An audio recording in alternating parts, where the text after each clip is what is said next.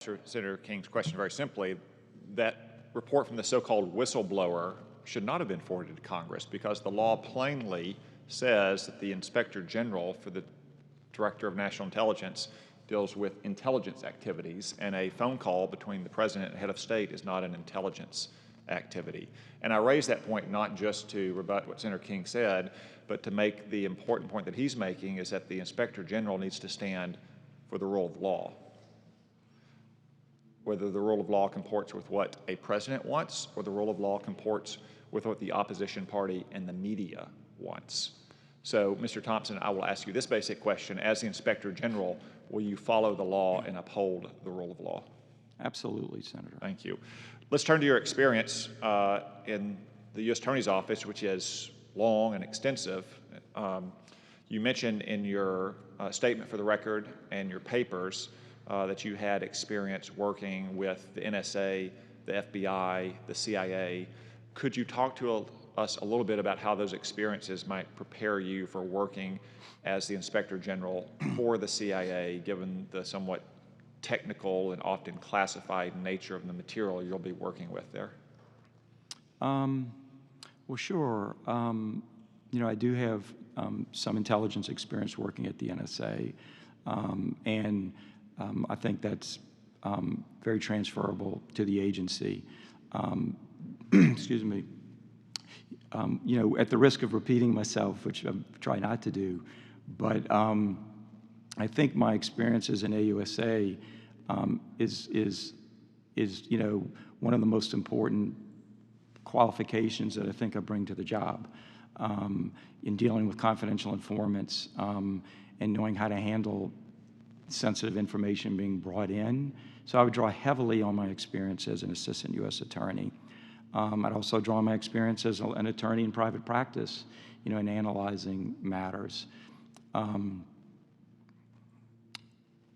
not sure what else you were asking. Well, let me ask you one more general question. This is not so much about being an Inspector General for an intelligence agency, but something I've noticed with Inspector Generals across all departments, especially when they come in with your experiences. As an assistant U.S. attorney, you had tools like subpoenas and grand juries. The Inspector Generals lack those. Can you talk to us about how you will approach the job without those powerful law enforcement tools to get the information you need to ensure that the officers and employees of the CIA are following the law and doing the right thing? Right, so that is something that I would miss, certainly.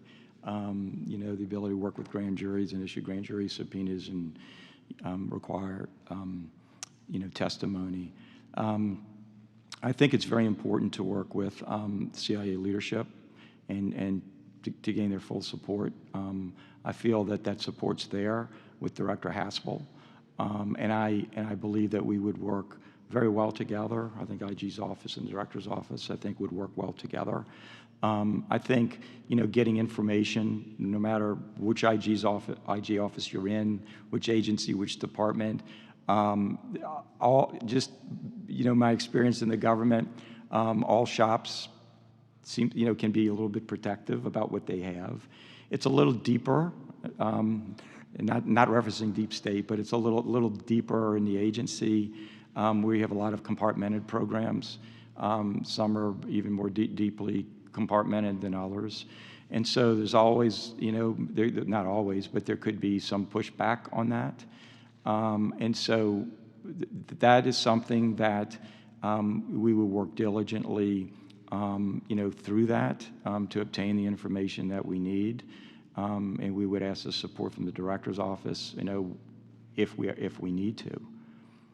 We'd also work with this committee. So if there's any issues obtaining information, and it got to be serious, or actually if we were refused, I would come to this committee and ask for committee help as well. Thank you. The final thing I want to say is not really a question, because I don't expect you to have thought through this issue very carefully yet, but I just want to flag it for you as you go into the job.